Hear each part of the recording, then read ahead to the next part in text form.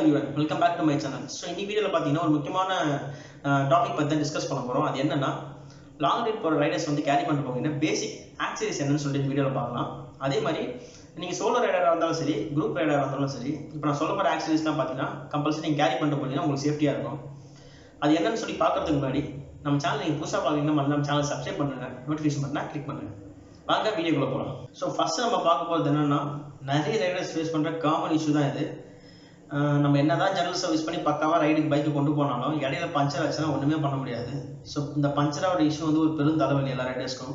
So அது tube டயர்ஸா இருந்தாலும் சரி, டியூப்லெஸ் டயர்ஸா இருந்தாலும் சரி, ரைட் போயிட்டு இருக்கும்போது பஞ்சர் ஆச்சுன்னா ஒரு பெரிய டென்ஷன் ஆயிடும் இடையில. அதே மாதிரி டைம் வேஸ்ட் நம்மளுக்கு. ஸோ இந்த இஷ்யூக்காக என்ன பண்ணலாம்னு பார்த்தீங்கன்னா ஒரு பஞ்சர் கிட் கேரி பண்ணிட்டு போகலாம். ஸோ பஞ்சர் கிட் இருந்துச்சுன்னா நீங்க டியூப்லெஸ் டயர்ஸ் வந்து ஈஸியாக வந்து பஞ்சர் போடலாம் நம்மளே. அது பார்த்தீங்கன்னா அந்த பஞ்சர் கிட்ல என்னென்ன எடுத்துட்டு போகணும்னு பார்த்தீங்கன்னா ஒரு கட்டிங் பிளேயர் கொண்டு போகலாம். அதே மாதிரி பார்த்தீங்கன்னா இந்த பஞ்சர் ஆச்சுன்னா ஒரு த்ரெட் மாதிரி இருக்கும்ல, கம் போட்டு, ஸோ அது கொண்டு போகலாம். நெக்ஸ்ட் வந்து புல்லர் மாதிரி ரெண்டு இருக்கும் அது. இன்னொன்று ஃபோர்த்து பார்த்தீங்கன்னா மேனுவல் ஏர் கம்ப்ரஸர். ஸோ நீங்கள் காலில் பெடல் பண்ணுற மாதிரி இருக்கும், சின்ன காம்பேக்டாக தான் இருக்கும். அது ஆன்லைனில் சேல் பண்ணுறாங்க, 400 சம்திங் தான் இருக்கும் அந்த ரேட்டு. ஸோ இந்த 4 திங்ஸும் நீங்கள் கொண்டு போனீங்கன்னா சப்போஸ் உங்களுக்கு இடையில பைக் பஞ்சர் ஆனாலும் நீங்கள் பைக்கை நீங்களே வந்து பஞ்சர் போட்டுக்கலாம்.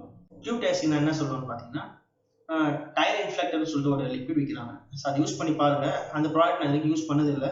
ஸோ ஃபியூச்சர் நான் யூஸ் பண்ணிட்டு அதை ரிவ்யூ சொல்கிறேன். ஸோ அதை யூஸ் பண்ணி பாருங்க. அப்படி இல்லைன்னா வந்து 2 டயர் சைஸ்க்கு ஏற்ற மாதிரி டியூப் வந்து ஒவ்வொரு பேர் எடுத்து வச்சு, ஓகேங்களா. சப்போஸ் நீங்கள் சோலோவாக போயிட்டு இருக்கும்போது இங்கே வந்து பைக் பஞ்சர் ஆயிடுச்சு.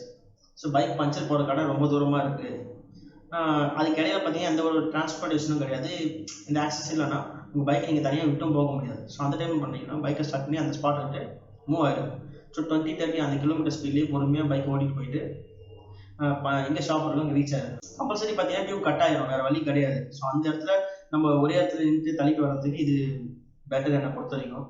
சப்போஸ் குரூப்பாக போனீங்கன்னா ப்ராப்ளம் கிடையாது, நீங்கள் யாரையாவது கூட்டிகிட்டு வந்து பஞ்சர் போட்டு மூவ் ஆகிடலாம். சோலோவாக போகும்போது இதை ஃபாலோ பண்ணுங்க. ஸோ கடையில் போயிட்டு நீங்கள் வச்சுருக்க டியூபோ இல்லை வந்து கடையிலேயே இருந்துச்சுன்னா நீங்கள் வந்து ரீப்ளேஸ் பண்ணி பைக்கை மூவ் ஆன் பண்ணி. அடுத்ததாக நம்ம முக்கியமாக கேரி பண்ணிட்டு போக ஒரு விஷயம் என்னென்னு பார்த்தீங்கன்னா பைக்கோட fuse carriers. So fuse carrier வந்து ஒவ்வொரு பைக்கில் வந்து நிறைய டிஃபர் ஆகும். ஸோ ஒரு சில பைக்கெலாம் பார்த்தீங்கன்னா பேசிக் பைக்கெலாம் வந்து 2-3 கேரியர் தான் இருக்கும் ஃபியூஸ் கேரியர். பட் இந்த ஹையன் பைக், அதாவது இந்த ஃபியூல் இன்ஜெக்ஷன் இருக்கிறது ஈஸி மிரண்டான பைக்கெல்லாம் பார்த்தீங்கன்னா நிறைய ஃபியூஸ் கேரியர் இருக்கும். ஸோ எல்லாத்தையுமே அதில் வந்து செப்பரேட்டாக வச்சுருப்பாங்க. ஸோ ஃபியூஸ் கேரியர் போனால் கூட உங்கள் பைக் வந்து பிரேக் டவுன் ஆகிறதுக்கு நிறைய சான்சஸ் இருக்குது. சப்போஸ் நீங்கள் எக்ஸ்டர்னலாக ஃபாக் லாம்ப் யூஸ் பண்ணுறீங்க, அப்படின்னா வந்து எக்ஸ்டர்னலாக வந்து ஹார்ன் ஏதாவது யூஸ் பண்ணீங்க, இல்லைனா வந்து ஹசார்ட் லைட் ஏதாவது யூஸ் பண்ணீங்கன்னா அந்த ஒயரை கட் பண்ணி தான் ஜாயின் பண்ணுவாங்க எதாக இருந்தாலும். சப்போஸ் அந்த ஒயர் வந்து ஏதாவது பாடியில் டச் ஆகிடுச்சுன்னா ஃபியூஸ் வந்து போயிடும். ஸோ ஃபியூஸ் போயிடுச்சுன்னா அவங்க எதுக்கு லைன் போதோ, சப்போஸ் பைக் மெயின் ஃபியூஸே போயிடுச்சுன்னா வந்து பைக் ஸ்டார்ட் ஆகாது. ஸோ அவங்க போகிற இன்ஸ்ட்ரக்ஷனாக வந்து ப்ராப்பராக கண்பாங்க. ஏன் சொல்கிறேன்னா வந்து அவங்க வந்து இப்போ ஒயர் கட் பண்ணாங்கன்னா கம்பல்சரி பார்த்தீங்கன்னா அவங்க இன்ஸ்ட்ரக்ஷன் டேப் தான் போட்டு பேக் பண்ணுவாங்க.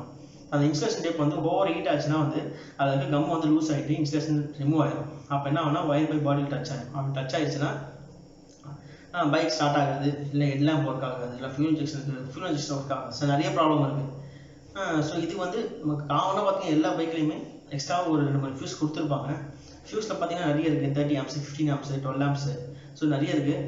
ஸோ எல்லாத்துலேயும் வந்து எக்ஸ்ட்ராவாக 2 வாங்கி வச்சிங்கன்னா உங்களுக்கு யூஸ்ஃபுல்லாக இருக்கும். சப்போஸ் இடையில ஏதாவது ப்ராப்ளம் ஆயிடுச்சு, ஃபியூல் இன்ஜெக்ஷன் ஒர்க் ஆகலாம், எல்லாம் போடலாம்னா இப்போ ஃபியூஸ் கேரியர் செக் பண்ணிங்கன்னா அதுதான் போயிருக்கும். ஸோ ஃபியூஸ் கேரியர் நீங்கள் சேஞ்ச் பண்ணிவிட்டு போகலாம். ஸோ ஃபியூஸ் கேரியர்லாம் பார்த்தீங்கன்னா முக்கியமாக கேரி பண்ண போக வேண்டிய ஒரு விஷயம் தான். ஸோ மூணாவதாக நம்ம கொண்டு போக வேண்டிய திங்ஸ் என்னென்னு பார்த்தீங்கன்னா செயின் லூப்ரிகேஷன். ஸோ நிறைய ரைடர் கொண்டு போகிற திங்ஸ் தான் அது செயின் லூப்ரிகேஷன் வந்து. ஸோ நீங்கள் லாங் ரைட் போகிறீங்க அப்படின்னா வந்து செயின் வந்து ஓவர் ஹீட் ஆகிட்டு நீங்கள் ஆல்ரெடி ஸ்ப்ரே பண்ணியிருந்த செயின் லூப் வந்து அந்த விஸ்காசிட்டி போயிடும். ஸோ அப்போ வந்து என்ன ஆகுனா ஒரு செயின் ஐஸ் வர ஆரம்பிச்சிடும்.